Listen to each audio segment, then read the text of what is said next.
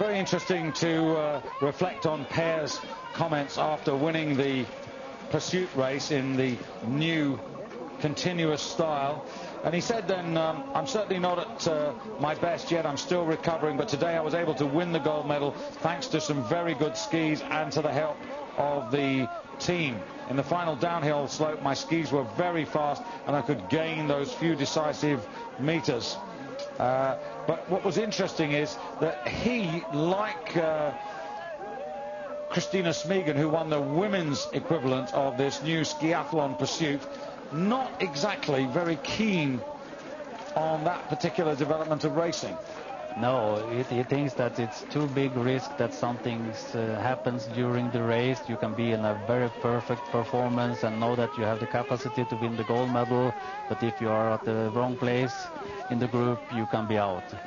We can see now that Sommerfeld and the group behind keep the same speed like Elofsson. It's around 25 seconds, and I'm sure that Jürgen Brink very much want to have more than 30 seconds in head of Alsgaard at the fourth lap. By contrast, Torulf Hofstad, who's skiing in this leg behind Elofsson, there he is, he said after winning the silver medal, I really like this race. I think it suits me much more than ordinary pursuit races. I was surprised to win the silver medal, even though I felt really good, and I was absolutely determined to be in the top 10, but I didn't expect to be on the podium. I saw Per Elofsson in front of me. I didn't know that there were so many other skiers around me, but in the last 10 meters I made a huge effort to be second. I'm so happy. So Hofstad, whatever happens, his championships have been far better than he ever imagined they were going to be, and the Norwegians could be on for another medal, but the reality is it going to be a gold one? Are the world and Olympic champions going to be bettered on this day by arguably their greatest rivals, their neighbours, Sweden?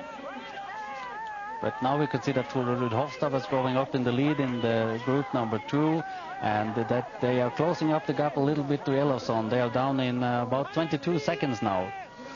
Yes, it's come down. Russia there as well, Estonia still on the end, and Bundy of Switzerland, well, he's dropped back about 45 seconds off the pace. And just looking a little further up, 22 seconds it is, and now Russia and Germany and Estonia still pretty well all together. But this is where Elofsson's got to find that little bit extra.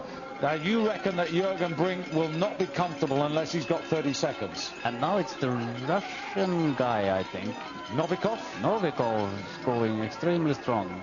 So Sergei Novikov, who was 17th in the pursuit, already leading the chase to try and catch Per Elofsson.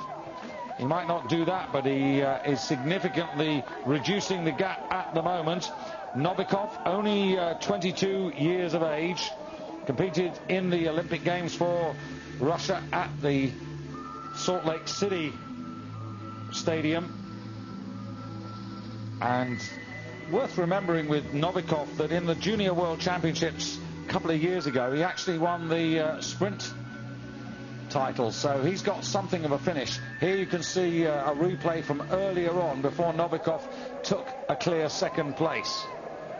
And you can see that Novikov on the first lap he was laying only behind and have not used so much of his energy, and now he have a lot of speed to put on the last kilometers. And also the Estonian Jack Ma are up at the third position right now. Germany fourth and Norway fifth position.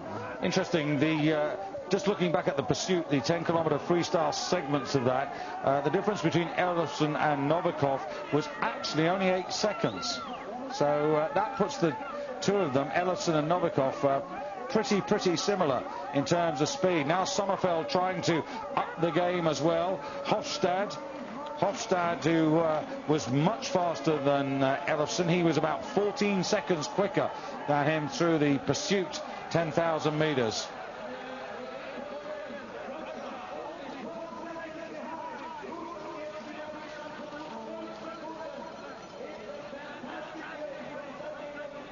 So Switzerland still in a respectable position, about 6th at the moment. But Ellefsen needs to try and extend away. So we've had some real surprises today, Magna. The start by Switzerland, and now we're seeing a surprise with the Russians. Yes, and they are only 12 seconds behind of Ellefsen right now. And they've got Andrei Nutrikin, who was 11th in the 15-kilometer classic, skiing their anchor leg. And Nutrikin, again, another of their young group. The Russians coached by Alexander Grushin, who, of course, was involved in Ivanov's 50-kilometer Olympic triumph 12 months ago in Salt Lake City. But if we're honest about it, the development of the Russian men has not been as widespread as we thought it might have been. Yakmai going up there, and they're getting ready now for the final exchange as Per Ellefsen comes into the stadium, and he's going to be handing over to the pursuit bronze medalist. But look at Novikov behind him. The camera angle is foreshortening, but there's no doubt here that Novikov is the faster finisher on this, the third leg.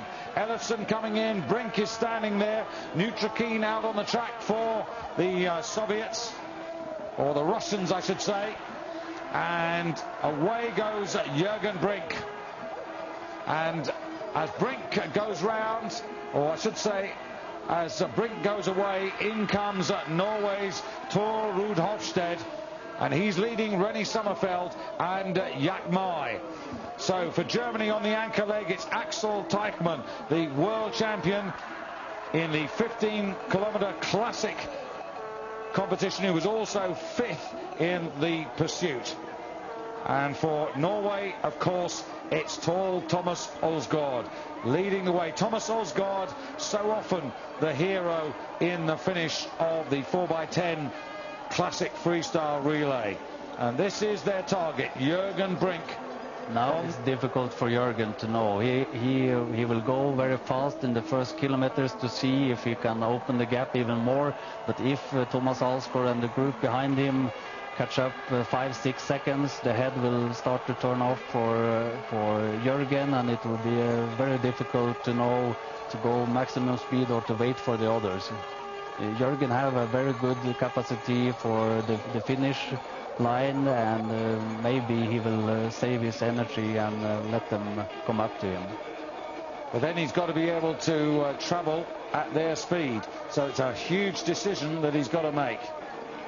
I think the team captains from Sweden now are having big discussions about to tell Jürgen to go 100% right now or to wait for the others. So Magna, you've been in this situation. Let's say you were now the Swedish team manager, as you were last year. What would your instruction be to Jürgen Brink? It will be to go 100% first 3 kilometers and see what happens. And if they are closing up him, I will shout at him to take it easy and wait for the others and try to save some energy for the finish. Italy, Pietro Pilacotra, 1 minute and 43 seconds behind the Italian, so he didn't really make a huge impression. And now it's Zorzi who's away for the Italians. But I must say, Zorzi's got far too much to do, and I wonder what his tactics are going to be with the sprints just around the corner. We'll tell you that when we come back.